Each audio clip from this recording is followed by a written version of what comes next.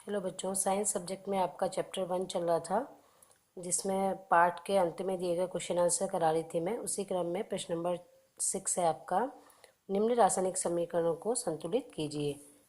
पहला समीकरण है HNO3 प्लस CaOH का whole twice is equal to CaNO3 का होल ट्वाइस प्लस H2O। तो आइए अब हम समीकरण को देखते हैं। समीकरण में अभिकारक में परमाणु की संख्या और उत्पाद में परमाणु की संख्या को देख लेते हैं। अभिकारक में सबसे पहले हम H देखते हैं। हाइड्रोजन के परमाणु की संख्या यहाँ पर 1 और ये 2 3 है, और उत्पाद में हाइड्रोजन के परमाणु की संख्या 2 है। इसी प्रकार नाइट्रोजन के परमाणु की संख्या अभिकारक में आपके पास 1 है और उत्पाद में यहाँ पर 1 है, 2 है। और ऑक्सीजन के परमाणु की संख्या यहाँ पर अभिकारक में आपके पास 3 और 2, 3 2 5, और उत्पाद में आपके पास ऑक्सीजन के परमाणु की संख्या यहाँ पर 3 दूनी 6 और 1 7 है। अब हम इसको संतुलित कर लेते हैं। तो यहाँ पर हम 2 से गुणा करेंगे। हाइड्रोजन को संतुलित करने के लिए 2 से गुणा करने पर हमारे पास अभिकारक में परमाणु की संख्या हाइड्रोजन के 2 और 2 4 हो गई है, और इधर उत्पाद में भी हम यहाँ पर 2 से गुणा कर देंगे तो हाइड्रोजन के परमाणु की संख्या संतुलित हो जाएगी, 2 दूनी 4। अब हम देखते हैं इसमें अभिकारक और उत्पाद में परमाणु की संख्या को देख लेते हैं हम। यहाँ पर इधर गुणा करने से 2 की हाइड्रोजन तो संतुलित हुआ ही हुआ, साथ में ऑक्सीजन के परमाणु की संख्या 3 दूनी 6 और 2 6 2 8, और यहाँ पर आपके ऑक्सीजन के परमाणु की संख्या 3 दूनी 6 6 और 2 8। ऑक्सीजन के परमाणु की संख्या भी संतुलित हो गई। इसी प्रकार नाइट्रोजन के परमाणु की संख्या भी संतुलित है, और कैल्शियम के परमाणु की संख्या यहाँ पर 1 थी और यहाँ पर भी 1 ही है, यानी उत्पाद और अभिकारक और उत्पाद में परमाणु की संख्या बराबर है। तो ये समीकरण हमारी संतुलित हो गई। अब दूसरे समीकरण को देखते हैं हम। NaOH plus H2SO4 is equal to Na2SO4 plus H2O। अब इसमें हम तत्व लिखेंगे। हमारे पास क्या क्या है आपके इस समीकरण में। एक तो सोडियम है आपका, दूसरा ऑक्सीजन है, और तीसरा हाइड्रोजन, सल्फर, ये हमारे पास तत्व हैं। अब अभिकारक में हम परमाणु की संख्या को देखते हैं। सबसे पहले सोडियम में यहाँ पर 1 है, और उत्पाद में हमारे पास यहाँ 2 है। तो अभिकारक में हम 1 लिखते हैं और उत्पाद में 2 लिखते हैं। इसके बाद हम ऑक्सीजन देखते हैं। ऑक्सीजन हमारे पास अभिकारक में यहाँ पर 1 और 4 और 1 5 है। अभिकारक में परमाणु की संख्या, इसको हमने लिख लिया 5। और उत्पाद में हम परमाणु की संख्या को देखते हैं ऑक्सीजन की, तो हमारे पास 4 और 1 5, यहाँ पर भी परमाणु की संख्या हमारे पास 5 है ऑक्सीजन के। उसके बाद हमारे पास हाइड्रोजन है तत्व। हाइड्रोजन के परमाणु की संख्या अभिकारक में 1 और 2, 2 और 1 3 है, और उत्पाद में हाइड्रोजन परमाणु की संख्या हमारे पास 2 है। अब इसके बाद हमारे पास सल्फर आता है। सल्फर के परमाणु की संख्या अभिकारक में यहाँ पर हमारे पास 1 और उत्पाद में हमारे पास 1। तो ये सल्फर के परमाणु की संख्या तो दोनों तरफ बराबर है। तो सबसे पहले हम क्या करेंगे, इसमें संतुलित करने के लिए NaOH में हम 2 की, इसको ऐसे H2 ऐसे लिखेंगे। पहले हम NaOH plus H2SO4 is equal to Na2SO4 plus H2O।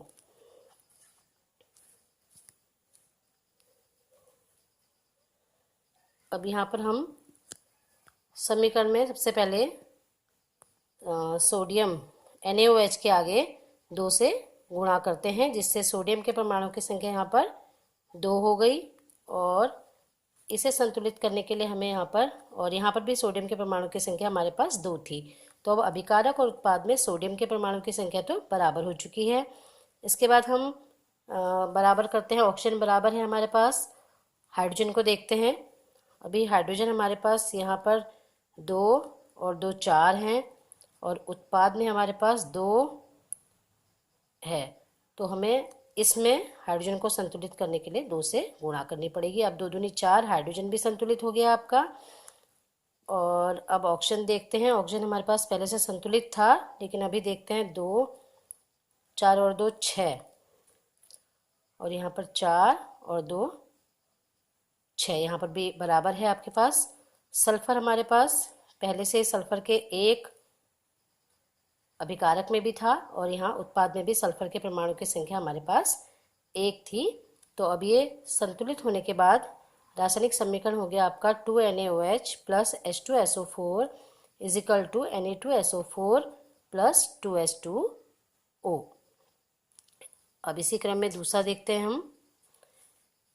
NaCl plus AgNO3 is equal to AgCl plus NaNO3, यानी सोडियम क्लोराइड सिल्वर नाइट्रेट क्रिया करके आपस में क्या कर रहे हैं, सिल्वर क्लोराइड और सोडियम नाइट्रेट का निर्माण हो रहा है इसमें।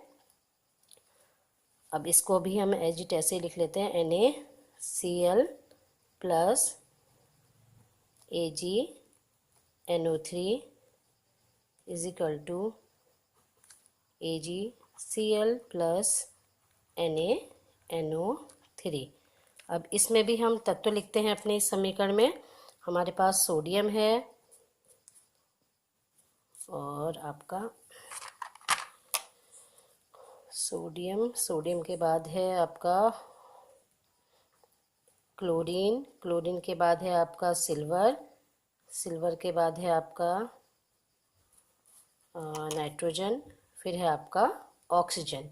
अब अभिकारक में जो दी गई समीकरण है, इसमें हमारे पास सोडियम के परमाणु की संख्या 1 यहाँ पर है, और उत्पाद में भी आपकी 1 ही है, तो इनको हम लिख लेते हैं। उसके बाद हमारे पास क्लोरीन है। क्लोरीन अभिकारक में क्लोरीन के परमाणु की संख्या भी 1 है, और उत्पाद में भी अभी 1 ही है, इसको भी हमने लिख लिया। फिर हमारे पास आता है सिल्वर यहाँ पर भी 1 है परमाणु की संख्या सिल्वर की, और यहाँ पर भी 1 है, इसको भी हमने ऐसे ही लिख लिया अभी। फिर हमारे पास आता है नाइट्रोजन। अब नाइट्रोजन के परमाणु की संख्या अभिकारक में आपके पास 1 और उत्पाद में भी 1 ही है, इसको भी हम ऐसे लिख लेते हैं। अब लास्ट में आपका बचा ऑक्सीजन। तो अभिकारक में ऑक्सीजन के परमाणु की संख्या यहाँ पर 3 है, और यहाँ पर भी 3 है। तो दी गई जो समीकरण है ये पूर्ण रूपेण आपकी संतुलित है, क्योंकि जब हमारी रासायनिक समीकरण तभी संतुलित होती है जब दी गई समीकरण में अभिकारक और उत्पाद में परमाणु की संख्या बराबर हो। तो ये समीकरण आपकी संतुलित है, तो हम इसको ऐसे ही लिख देंगे। उसके बाद आगे क्रम में आपका है BaCl2 plus H2SO4 is equal to BaSO4 plus HCl। तो इसमें भी हम पहले समीकरण को हम ऐसे लिख लेते हैं, BaCl2 plus H2SO4 is equal to BaSO4 plus HCl। अब हम पिछले क्रम की तरह ही हम तत्व लिखते हैं समीकरण के अनुसार। तो हमारे पास समीकरण में जो तत्व दिए गए हैं वो है आपका बेरियम, क्लोरीन, हाइड्रोजन, सल्फर और ऑक्सीजन। ये हमारे पास तत्व हैं। अब हम इनमें तत्व में परमाणु की संख्या को लिखते हैं। तो बेरियम के परमाणु की संख्या हमारे पास अभिकारक में 1 और उत्पाद में भी 1 है, इसको भी हमने ऐसे ही लिख लिया। उसके बाद क्लोरीन है। क्लोरीन के परमाणु की संख्या यहाँ पर 2 है अभिकारक में, और उत्पाद में आपके पास 1 है, तो इसको भी हमने लिख लिया। उसके बाद आपका आता है हाइड्रोजन। अभिकारक में हाइड्रोजन के परमाणु की संख्या 2 है, और उत्पाद में आपके पास 1 है, इसको आप लिख लीजिए। उसके बाद आता है आपका सल्फर। अभिकारक में सल्फर के परमाणु की संख्या आपके पास है 1, और यहाँ पर भी आपके पास 1 है, तो इसको हम लिख लेते हैं। उसके बाद आपका अंत में बचता है ऑक्सीजन। अभिकारक में ऑक्सीजन के परमाणु की संख्या 4, और उत्पाद में भी ऑक्सीजन के परमाणु की संख्या 4 है। तो हमें इस समीकरण में सिर्फ क्या संतुलित करना है, हमें क्लोरीन संतुलित करना है और हाइड्रोजन संतुलित करना है। बाकी हमारे पास अभी संतुलित है सारे परमाणुओं की संख्या। तो क्लोरीन और हाइड्रोजन को संतुलित करने के लिए हम क्या करते हैं, क्योंकि अभिकारक में क्लोरीन के परमाणु की संख्या 2 है और उत्पाद में हमारे पास एक ही है, तो सबसे पहले हम H2SO4 हम 2 से गुणा करेंगे अपने क्लोरीन और हाइड्रोजन के परमाणु को हमें संतुलित करना है। तो हम क्या करते हैं, इसमें सबसे पहले हाइड्रोजन के यहाँ पर 2HCl 2 से गुणा करी, तो इससे हाइड्रोजन अब आपके पास 2 और यहाँ पर 2 अभी इक्वल हो गया आपका हाइड्रोजन के परमाणु की संख्या। इसके बाद हमारे पास बचता है संतुलित करने के लिए क्लोरीन। अब चूंकि यहाँ पर मैंने 2 लिखा है, 2 से गुणा करी, तो ये क्लोरीन के परमाणु की संख्या भी 2 हो गई है और यहाँ पर पहले से क्लोरीन के परमाणु की संख्या 2 है। तो इस प्रकार हमारी ये समीकरण संतुलित हो गई। संतुलित हुई समीकरण हमारे पास BaCl2 + H2SO4 = BaSO4 + 2HCl।